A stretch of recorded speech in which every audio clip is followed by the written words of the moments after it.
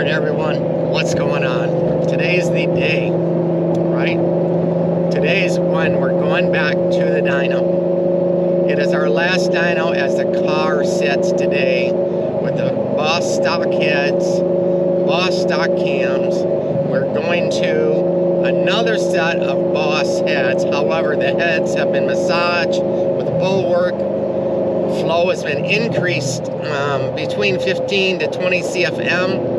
A lot in the mid-range for both the intake and exhaust. The intake netted out a 323 at 500 inch lift, whereas before it was 310 CFM. So an increase there, but we saw a bigger increase in the mid-range. Along with the exhaust was the same way. However, the exhaust kind of tapered off only a few CFM more than stock. I believe stock was 200 CFM at 500 inch lift, and I think we netted out maybe something like 205 CFM. Again though, it did pick up in the mid-range with the new Boss cams, the racing cams, or maybe better known as, to some people, the Troubleshooting cams that were issued in like 2013 on the NA Troubleshooting.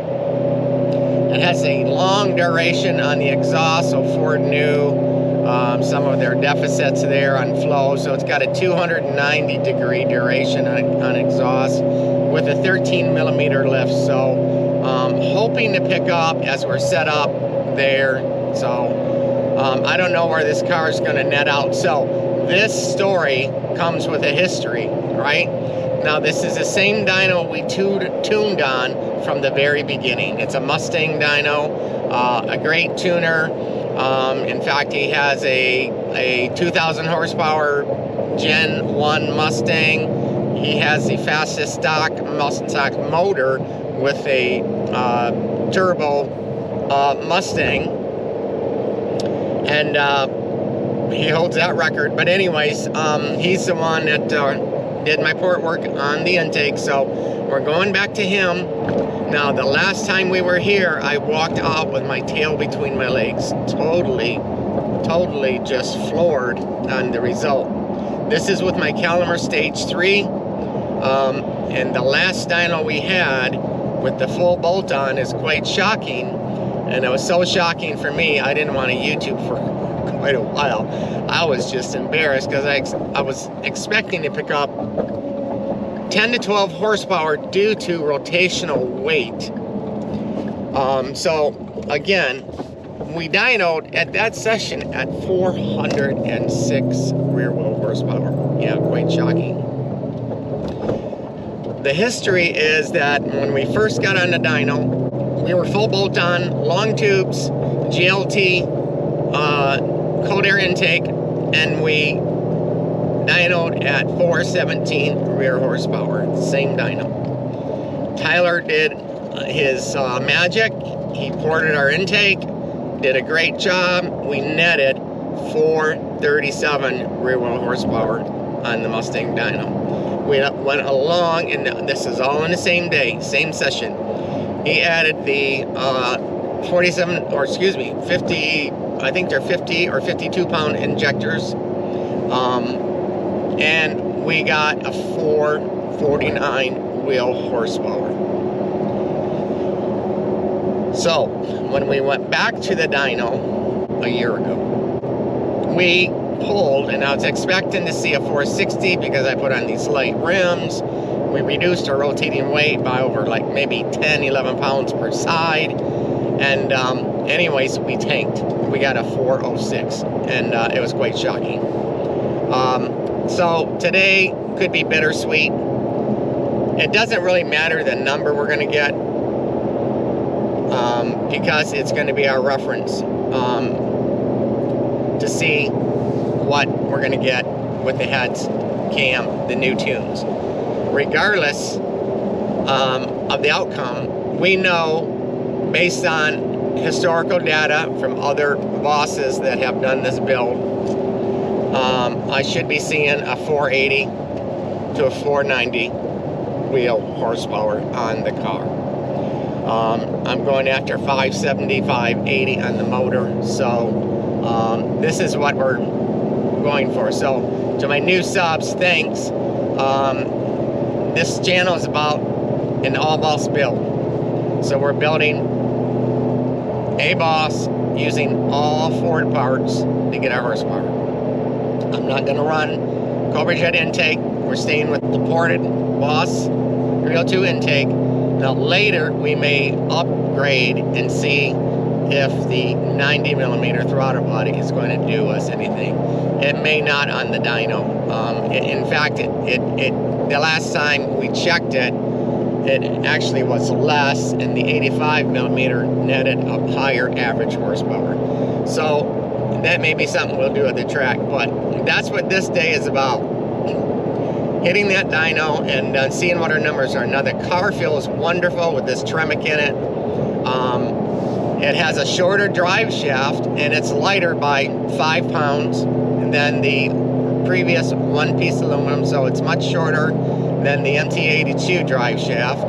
That's a little bit longer, but that was also one-piece aluminum. So we dropped weight there. So we should see this thing pick up. Now, the stage 3 Caliber had 2 bad gears in it, 3rd gear and 4th gear. 4th gear was my noisiest. The transmission went into failure with a profound knocking sound. I found out the gears were bad by Caliber, and they went bad. They were just a bad wear pattern, so they're either cut bad or their tolerances were off, or they used worn out tool and die equipment. Who knows? Who knows what happened? Let me get through this gear. I'm going up a hill. So, is that wear pattern suspect to losing horsepower? I don't know. I'm hoping to see this car get its wheel horsepower back. I'm hoping to see a 449 again. But again, I don't know how it's going to roll out. That's what we're going to see. If there is a difference between the two transmissions, there's nothing else that's changed. We are on a 93 tune though, however, and not the E85, so that is what's different. So we may see a lower number, but we did add some racing gas, which is the first time at a 50-50 blend, so we're probably sitting around 100 or 101 octane. But yeah, so that's where we're at. We'll be on the dyno shortly, so I don't think I have anything else to add. Yeah, let's see where this is. Hopefully I'm not going to be shocked again and walk out of here with like, what the hell? So I'm kind of excited and nervous at the same time because I don't know what's going to happen. Anyways, that's it. So we'll be getting back on camera when this car is up. So we'll see you shortly.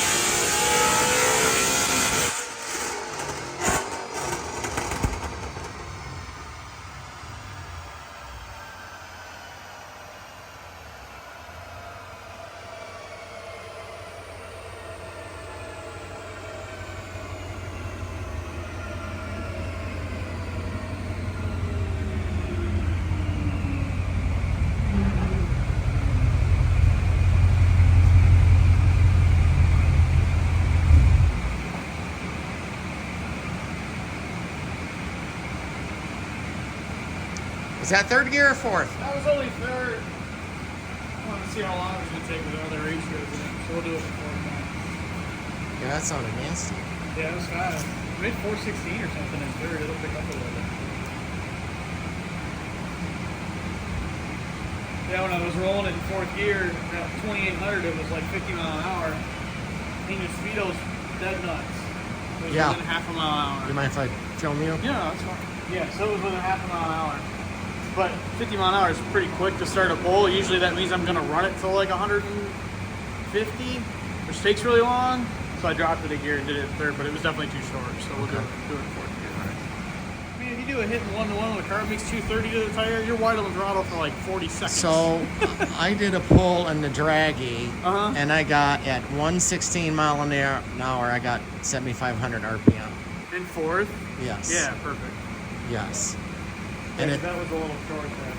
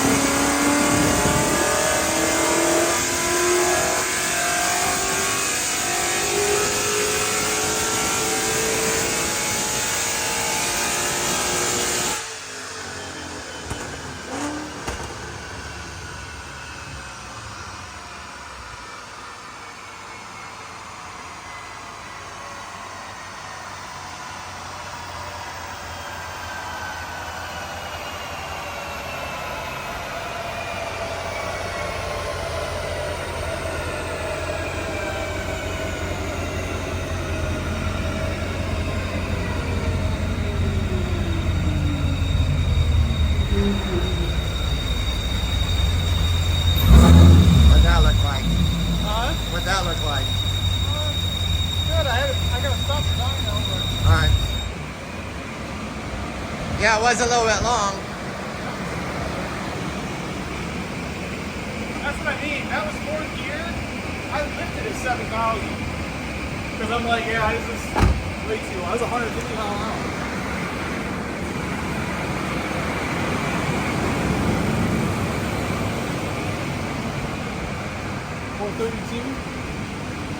Okay. Where's it at? Where's your numbers at? Oh, thank you. So this is what WCF is, weather correction factor.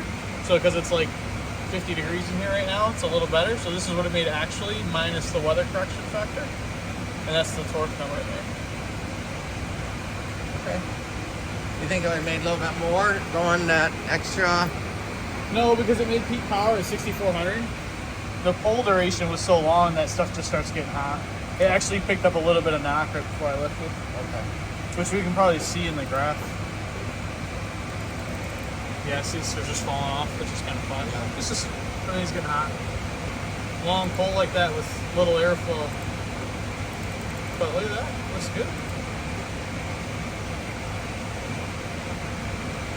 Well, we got some back. Yeah, the other trans was bad news. Yep. Here, let me.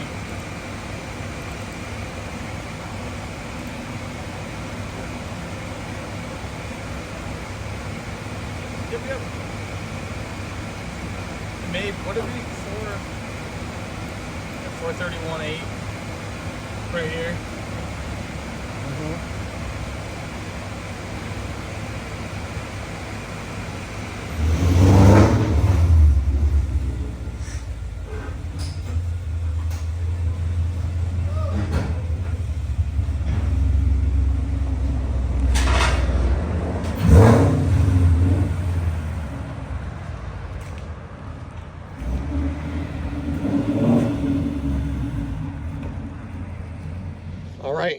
we got her done. Yeah, good news. I think I'm walking out of here better than last time. So we got a 435 to the wheel, a corrected 432. He doesn't think the gas hurt me at all. He was just concerned because it's leaded that it would burn out my O2 sensors.